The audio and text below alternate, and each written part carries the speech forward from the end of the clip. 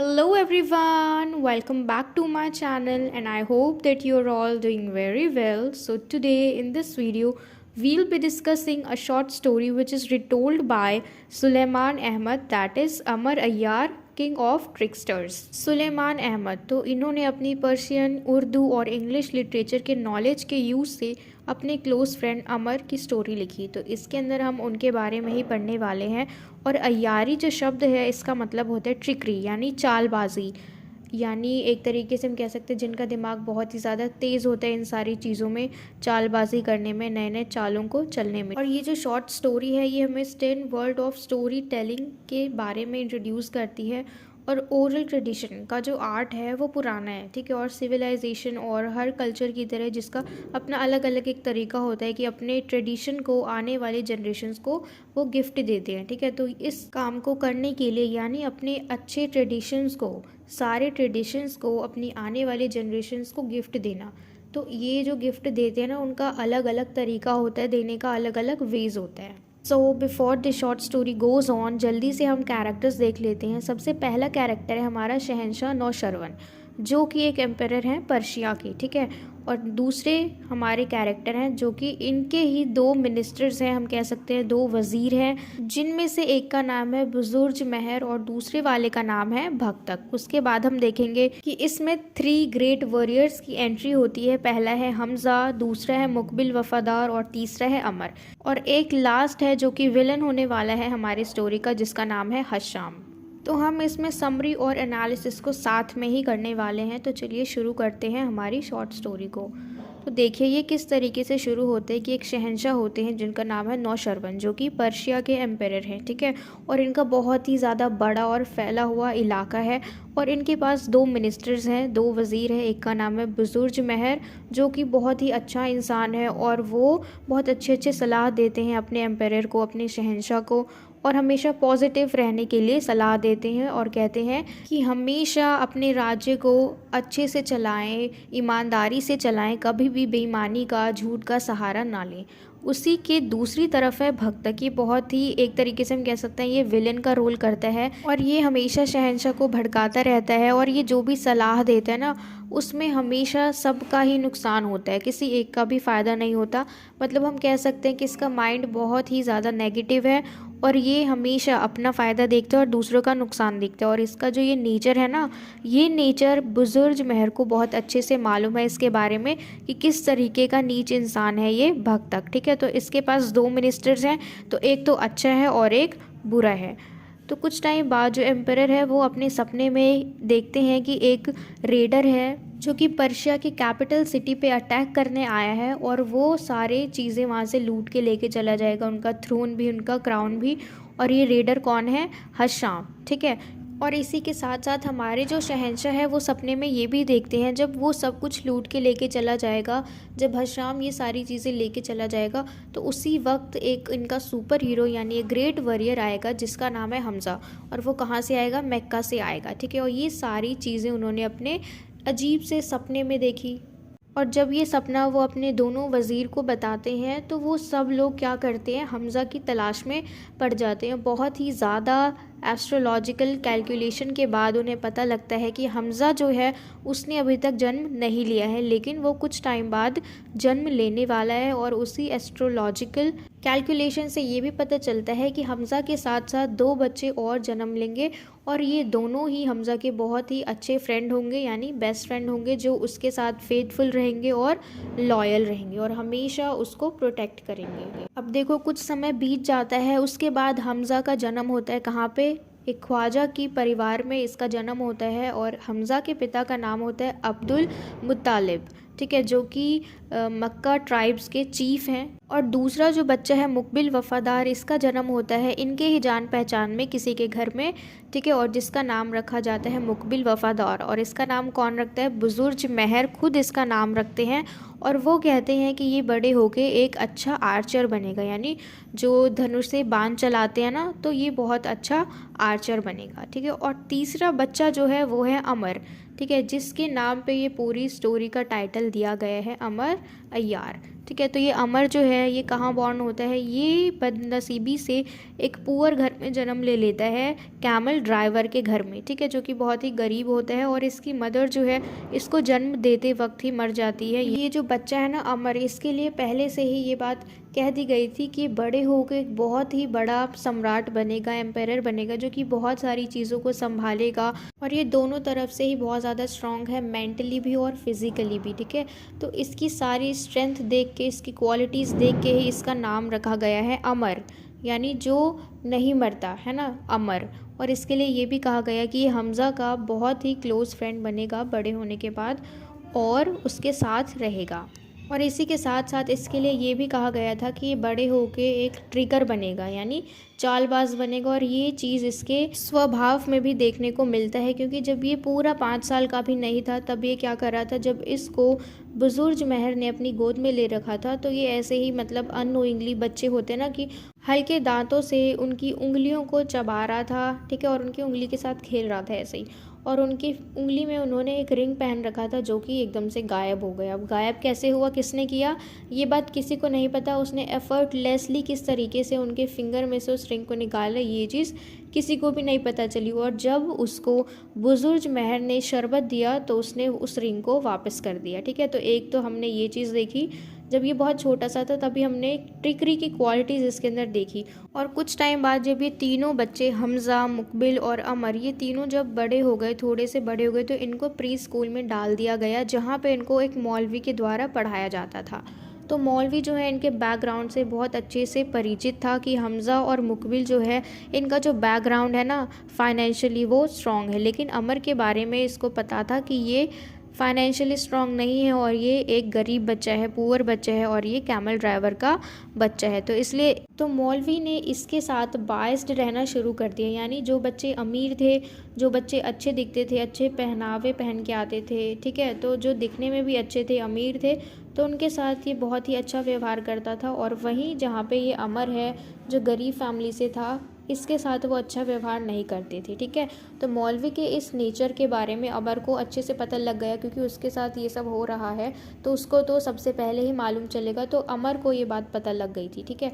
अब इसने क्या करा, ये पूरी भरी क्लास में उससे ऐसे ऐसे क्वेश्चंस करता था जिससे कि मौलवी को एम्बैरस होना पड़ता था, क्योंकि उन क्वेश्चंस के जवाब मौलवी को नहीं आते थे। और भरी क्लास में उसको जवाब ना आना ये कोई छोटी बात नहीं है, टीचर होने के नाते उसको सब कुछ मालूम होना चाहिए। तो इसलिए वो एम्बैरस हो जाता था क्योंकि उसको आंसर्स नहीं पता होता था। तो ये चीज़ जो अमर है ये जानबूझ के करता था, ऐसे ऐसे डिफ़िकल्ट क्वेश्चंस उससे पूछता था, ठीक है। तो ये हमने दूसरा गुण देखा, इसकी दूसरी क्वालिटी देखी, जो कि हमें ट्रिकरी शो करती है इसके बिहेवियर में। अब हमारे इसी शॉर्ट स्टोरी का दूसरा टॉपिक शुरू होता है, जिसका नाम है अ क्योर फॉर हमज़ा, ठीक है। अब देखो, इस पूरी शॉर्ट स्टोरी में हमें ये चीज़ कहीं मेंशन नहीं की गई है कि हमज़ा किस तरीके से जहर को खा लेता है, गलती से खा लेता है, कैसे खा लेता है, हमें नहीं पता कुछ भी।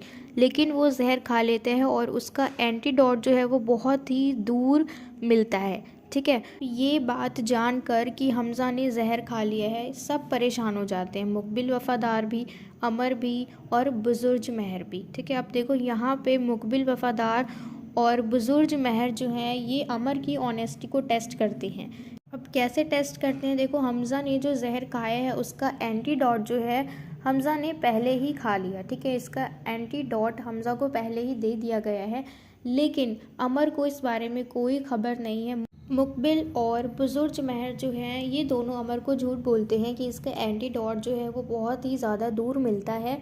और अमर बहुत ज़्यादा टेंशन में है, मुकबिल थोड़ा सा टेंशन में है, वो बस प्रिटेंड कर रहा है कि उसको भी चिंता हो रही है। लेकिन अमर जो है वो बहुत ही ज़्यादा टेंशन में है और वो बार बार मुकबिल को बोल रहा है कि इसका कुछ सॉल्यूशन निकालो, हम चलते हैं जल्दी से, इसके लिए एंटीडोट लेके आती हैं। लेकिन मुकबिल जो है इसकी बातों पे ज़रा भी ध्यान नहीं दे रहा, ठीक है। तो अमर जो है गुस्से में इसको मारना शुरू कर देता है, किसको, मुकबिल को। तो ये एक बार मारता है, मुकबिल नहीं सुनता, 2 बार मारता है, मुकबिल नहीं सुनता, और जब तीसरी बार मारता है तब मुकबिल सच बता देता है कि हमज़ा को हमने पहले ही एंटीडोट दे दिया है।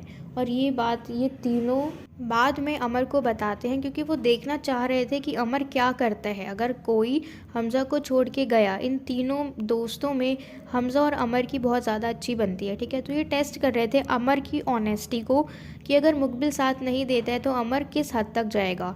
और उन्होंने देखा कि अमर ने तो मुकबिल को मारना भी शुरू कर दिया। तो ये जो हमारी शॉर्ट स्टोरी है, इसमें चैप्टर वाइज सेक्शन में बांटा हुआ है, ठीक है। तो अभी तक हमने जितना डिस्कस किया ना अभी तक, वो हमने फर्स्ट चैप्टर से लेके 66 तक अच्छे से डिस्कस कर लिया।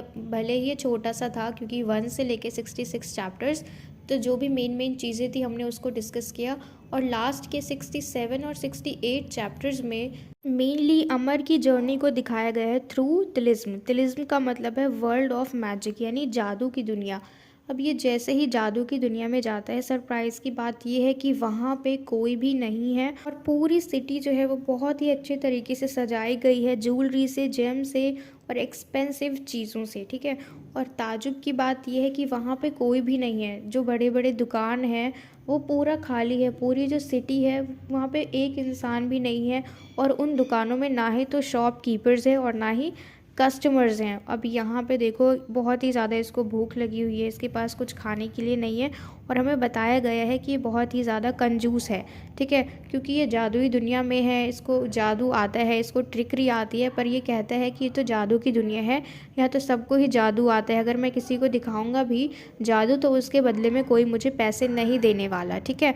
और इसके पास सिर्फ एक ब्रेड का टुकड़ा है जो कि इसको आगे तक चलाना है, और ये अभी भूखे पेट है। तो यहाँ पे सारी चीज़ें बहुत अच्छे से सजी हुई हैं, ठीक है। पूरा जो सिटी है वो बहुत अच्छे से सजा हुआ है, ज्वेलरी वगैरह से सब कुछ है यहाँ पे, ठीक है। एक्सपेंसिव चीज़ें भी है। तो ये सुनहरा मौका देख के कि बहुत सारी सुनहरी चीज़ें हैं और कोई भी नहीं है, तो ये क्या करता है, कुछ ज्वेलरीज उन दुकानों से उठा लेते हैं और आगे चलते हैं। और जैसे ही आगे चलना शुरू करते हैं, तुरंत वहाँ पे इसके सामने एक पपेट आ जाता है, एक कठपुतली, ठीक है। और वो उसको कहता है कि वापस से इन चीज़ों को उनकी जगह पे रख दो। तो वो रख देते हैं, लेकिन जब वो आगे जाता है ना 1-2 शॉप पे, तो यही चीज़ वो वहाँ पे भी करते हैं, वहाँ से जूस उठाते हैं, और सेम चीज़ उसके साथ 1-2 बार होती है। और फिर वो हार जाता है इस सिटी से और वहाँ से निकल जाता है।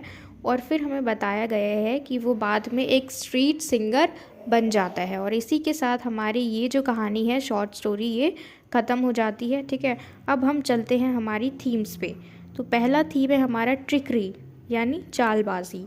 इसमें mental awareness, cleverness, attentiveness and wakefulness, ये सारी चीज़ें बहुत ही ज़्यादा इम्पॉर्टेंट हैं।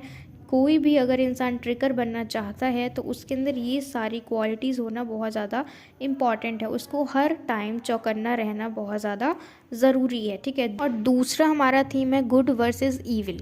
तो जैसे कि हमने शुरू में ही देखा, जो शहंशाह नौशरवन थे उनके 2 वज़ीर थे, ठीक है। पहला बुजुर्ग महर और दूसरा भक्तक। तो एक इंसान हमेशा इन 2 चीज़ों के साथ ही रहता है, एक अच्छा और एक बुरा, क्योंकि एक इंसान के अंदर ये दोनों चीज़ें होती है, उसे समझ होती है कि क्या चीज़ अच्छी है, क्या चीज़ बुरी है, लेकिन डिसीजन वो अपने दिमाग से ही लेता है। जैसे कि शहंशाह नौशरवन है, ठीक है, इनके पास 2 वज़ीर है, एक अच्छा सलाह देते हैं और एक बुरा सलाह देते हैं। तो अब इनके ऊपर डिपेंड करता है कि ये किस चीज़ को माने, किसकी सलाह को माने। इनके पास अच्छा भी है और बुरा भी है। तीसरा थीम है हमारा विट एंड ह्यूमर। तो जैसे कि अमर है, इसको हमने देखा कि वो एक गरीब परिवार में पैदा हुआ, ठीक है। तो इसका नेचर कैसा है कि अमर जो है वो अपनी आज़ादी को बहुत ही अच्छे से एंजॉय करता है। वो ऑफेंसिव प्रैंक्स लोगों के ऊपर खेलता है, यानी देखो ये गरीब तो है, ठीक है, तो इसलिए ये एक तरीके से आज़ाद है कि ये कुछ भी कर सकता है, ये एंजॉय कर सकता है, किसी भी तरीके का बिहेवियर ये लोगों के साथ कर सकता है, ठीक है, मजाक भी कर सकते हैं। और क्योंकि ये इतना बड़ा ट्रिकर बनेगा आगे जाके, इतना बड़ा ट्रिकर है, तो इसके पास बहुत ज़्यादा बुद्धि भी है। तो विट यानी इसके पास बुद्धि तो है ही है, और ह्यूमर इसलिए बोले क्योंकि इसके बिहेवियर में कहीं ना कहीं ये चीज़ शो हो गई, क्योंकि ये एंजॉय कर रहा है। तो स्ट्रिक्टली तो कोई भी इंसान कुछ भी एंजॉय नहीं करता स्ट्रिक्ट रह के, तो उसे नॉर्मल होना ही पड़ता है। अब ये नॉर्मल है, मजाक भी करता है क्योंकि ये गरीब है, तो अगर ये कुछ अजीब हरकत भी करेगा तो इसके ऊपर वो अलग नहीं लगेगा। वहीं दूसरी तरफ हम देखेंगे हमज़ा और मुकबिल को, तो ये लोग एक डिसिप्लिन फैमिली से हैं, स्ट्रिक्ट फैमिली से हैं, तो ये अच्छा बिहेव करेंगे, अच्छा बिहेव करना है इनके ऊपर सूट करेगा। लेकिन अगर ये कभी एंजॉय करना चाहे किसी चीज़ को, है ना, और बिल्कुल एकदम फ्रेंडली हो जाए हर किसी के साथ, अजीब बिहेवियर करे जिससे कि दूसरों को हंसी आए, तो इनके ऊपर ये चीज़ सूट नहीं करेगी, क्योंकि उनका फैमिली बैकग्राउंड ही इतना ऊंचा है और बड़े बड़े लोग अगर ऐसी हरकतें करें तो उनके ऊपर ये चीज़ नहीं जचती।